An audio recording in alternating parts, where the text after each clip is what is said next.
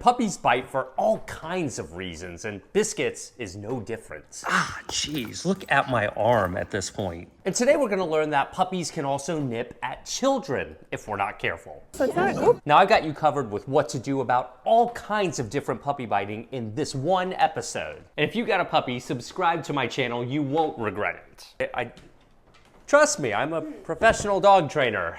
Let me show you something. What I like about Nom Nom, it's not your typical food that you just buy off a grocery store shelf. This stuff is actually in my freezer. I do not promote products that I don't think my own dogs would thrive on. Choosing a food for your dog, I understand what a huge decision that is. It's made in small batches with ingredients that I would eat myself. And I have. It's probably the biggest innovation in dog food that I've seen. By answering a few quick questions about your dog on their website, you'll get a food that was crafted and pre-portioned to the calorie by a veterinary nutritionist just for your dog. I think everyone with a dog in the continental United States needs to try Nom Nom. Nom Nom is offering 50% off just to try it for 2 weeks to see if it's right for your dog when you use my special link, trynom.com/Zak. I'm gonna have that in the description below. In my book, Dog Training Revolution, we talk about socialization with puppies quite a bit. Socialization continues to be one of our absolute top priorities with Biscuits. Zach was busy, but I had a party to go to, so I thought that I would bring Biscuits along. Now, when you told me you were going to this party, I had some concerns. I needed to stay behind and do some work, but I knew there was going to be a young child there. And since one of the main things we're talking about today is dealing with puppy biting, I get the question all the time, how do I get my puppy to stop biting my kids? It's one thing to get my puppy to stop biting me, but my children, that's another thing. So when we're dealing with children and puppies, we have to be extra cautious because kids, well, particularly young children, aren't exactly aware that they have to be diplomatic with puppies, and vice versa. There are a lot more new things for Biscuits to see at this party than I expected, honestly. I was ready for her to interact with her first child, but there's also singing, and balloons, and cupcakes, and gifts being unwrapped. Yeah, I mean, think about that. Even something as simple as just a gift being unwrapped at close range can be very, well, interesting to a puppy. I mean, what do they make of that? I don't know. In Biscuit's case, when the paper was ripping, she was like, oh, what? I don't think she knew that paper could do that. But she was okay with it after a second. And it looked like you were really focused on keeping her anxiety low around everything that you could there. I mean, better safe than sorry. Better to try and show her, hey, look, that wrapping paper is okay, rather than taking the chance that she might get scared by it and trying to resolve that later. Always better to be proactive. Yeah, I was trying to find the line where she could experience it without feeling too stressed out. Yeah. Honestly, she reminds me of a shy little kid who just wants to be held for a second when they go somewhere new. I mean, yeah, she's relaxed. There's lots of noises going on too, and everything that I'm seeing really points to a healthy reaction. My friend's daughter Kit is pretty excited to pet Biscuits. She's always been very gentle when she interacts with Inertia. She's actually known her for a couple years now. So I think it's okay to give Kit a chance to pet Biscuits too. But I want to make sure Biscuits is comfortable first, so I'm not going to just rush into it. I'm doing my best Zach impression and giving Biscuits some treats while Kit plays nearby for a while. She's definitely feeling pretty relaxed around Kit now. I feel like Biscuits would be okay with taking a treat from Kit this time instead of me. Hopefully that'll help Biscuits realize even kids can be awesome. I'm thinking, I've been giving her treats. She's comfortable taking them. She seems to be kind of enjoying that. Why wouldn't she also enjoy getting a treat from Kit? And wouldn't that be a great experience for both of them, probably? I made sure to have one responsible adult focus on Kit so that I, another responsible adult, could focus on Biscuits. Smart idea. I think it's a good call. She did it! Right now, I'm thinking that went really well. Biscuits looked a little wary, but Kit did an amazing job of being gentle and giving Biscuits something she loves, a little treat. So for a second, honestly, I was feeling pretty proud of myself about my socialization victory. Like, here we are, it happened. But kids move so fast. They do. Kit and I are really close, so she climbed up on my lap to give me a hug too. And as fast as lightning, her face went down over Biscuits while she was climbing up. So it's not, oh, no. This is exactly what we were hoping to prevent.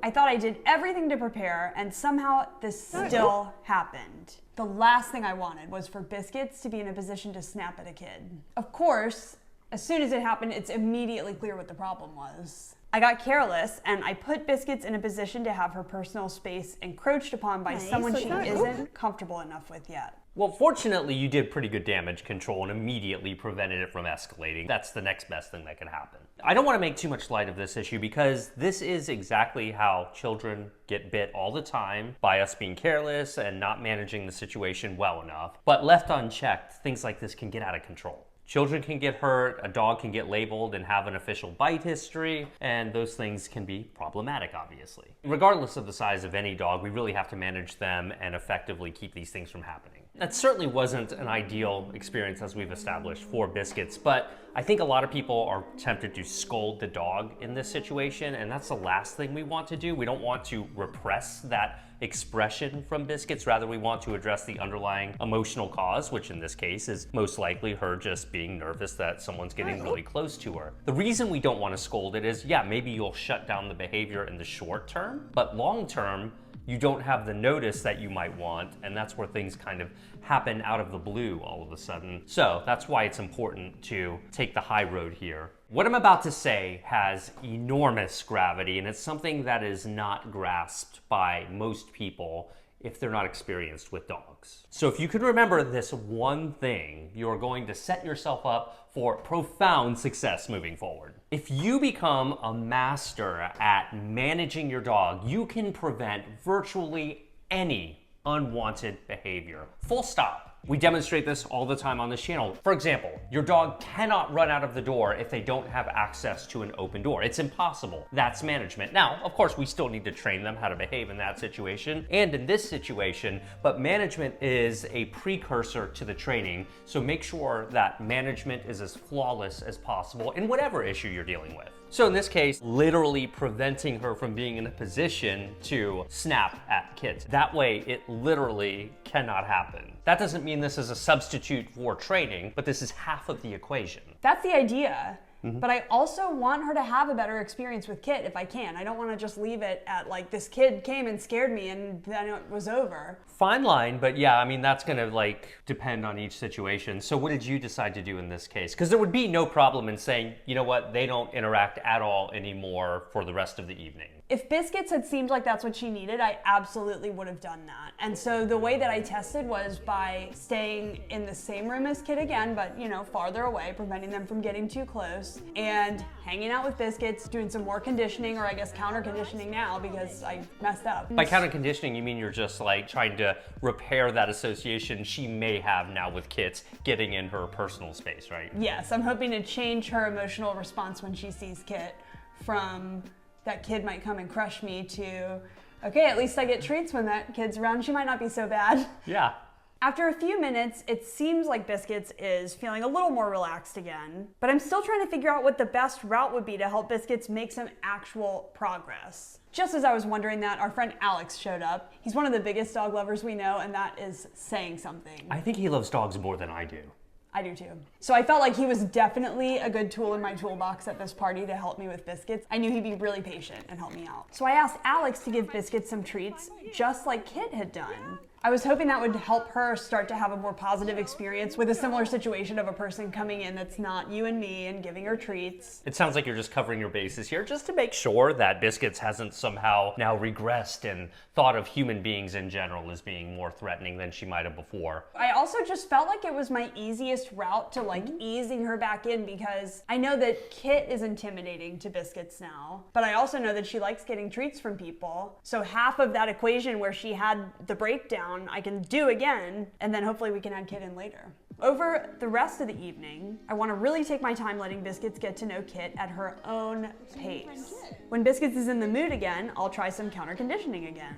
And it's not like you're just giving her treats constantly throughout the evening. Between the times when you're giving her treats, you're also letting her observe Kit at a distance as well. Calmly observing things that might excite dogs is a big part of socializing them as well. So I gave her as much time as she wanted, and eventually she actually did want to join the party. She got a lot more confident, she's running around, she's exploring, and then she was like, oh, that's my buddy Alex, and she went and hung out with him, maybe even longer than she was hanging out with me. No! Yep. Oh my gosh! Yeah. No! That sounds like the Biscuits I know.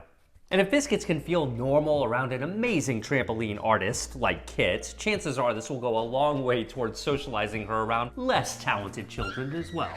I'm noticing that Biscuits is even feeling comfortable closer and closer to Kit as the night goes on. And Kit seems pretty unbothered by Biscuits as well. Eventually Kit's interested in interacting with Biscuits again too. So be really gentle, okay? Because she's a little bit nervous of you. Kit is doing really well and she's being so gentle here, but I have learned my lesson. This time we're gonna triple team this. I wanna make sure we all have enough hands to keep both Kit and Biscuits safe and happy. So how many grown adults does it take to introduce a puppy to a child?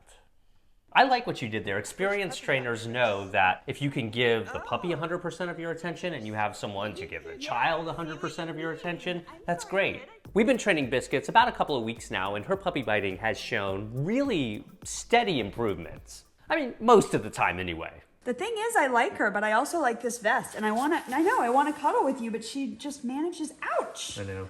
Jeez! Right, I know. Come on! So, I mean, obviously we have to put a stop to that, don't we? Ouch, yes. There are lots of different types of puppy biting. I mean, there's the kind of biting where they bite on your clothes and your skin, trying to play with you and engage with you. And in Biscuit's case, we've definitely had our share of that type of biting. That is too much. It's totally normal. I mean, puppies don't have hands. That's how they grab things, right? But let's add to that the fact that they're also teething. And so they are constantly looking for things to chew on and gnaw on just to satisfy their teething urges. Hey, don't bite the couch. Don't bite me either, no. No biting anyone. So puppies just need guidance from us in the form of showing them how to behave and giving them the proper things to put their teeth on. She still has those puppy teeth in there, see those?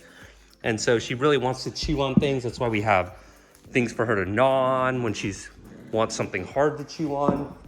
And we have things like this that she's been chewing on when she wants something with a little bit more give. Sometimes she wants a plush toy or a tug toy to kind of sink her teeth into. Now, we've also had to work with Biscuits on moderating her biting behavior around my dog, Inertia. And I've got to say, fortunately, Inertia is a well-balanced, stable dog, and she's been really helping us out in that department. Love how she's getting down on Biscuit's level.